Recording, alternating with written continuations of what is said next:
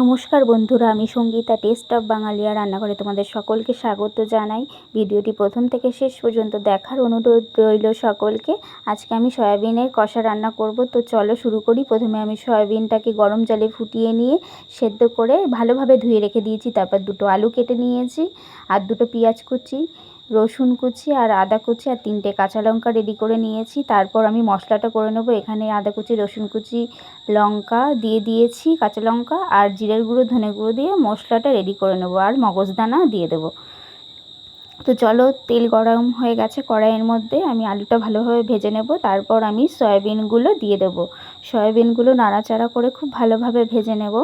তারপর আমি নামিয়ে নেব সয়াবিনগুলো। দেখো আমার ভাজা হয়ে গেছে। তারপর কড়াইয়ে তেল গরম হয়ে গেলে আমি এখানে এলাচ, জিরে আর তেজপাতা ফোড়নে দিয়ে দেবো, আর দুটো পেঁয়াজ কুচি দিয়ে দেব।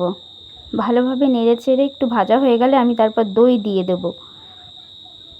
দই দিয়ে ভালোভাবে নেড়ে চেড়ে কষিয়ে নেব। তারপর আমি এখানে টমেটো কুচি দিয়ে দিয়েছি, একটা ছোট মাঝারি সাইজের। তারপর আমি মশলাটাকে দিয়ে দেব। মশলাটাকে নেড়ে চেড়ে ভালোভাবে কষে নেব। তারপর আমি একে একে হলুদ গুঁড়ো দিয়ে দেব, নুন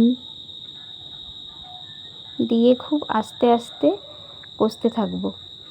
আর আমি এখানে কাশ্মীরি লঙ্কার গুঁড়ো ব্যবহার করব। আমি পুরো রান্নাটাই আমি কাঁচা লঙ্কাতেই করেছি, কিন্তু রঙের জন্য কাশ্মীরি লঙ্কার গুঁড়ো ব্যবহার করেছি। দেখো বন্ধুরা, আমার কষানোটা খুব সুন্দর হয়েছে। সামান্য একটু চিনি দিয়ে দিয়েছি, তেল ছেড়ে দিয়েছে মশলাতে। এবার আমি সয়াবিনগুলো দিয়ে দেব।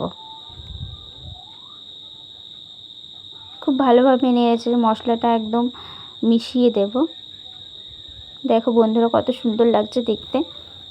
তারপর আমি জল দিয়ে দেবো, জল দিয়ে ঢাকা দিয়ে সেদ্ধ করে নেব। দেখো আমার সয়াবিনটা খুব সুন্দর হয়ে গেছে। আমার ভিডিওটি ভালো লেগে থাকলে অবশ্যই লাইক, কমেন্ট, শেয়ার করো। দেখা হবে পরের ভিডিওতে।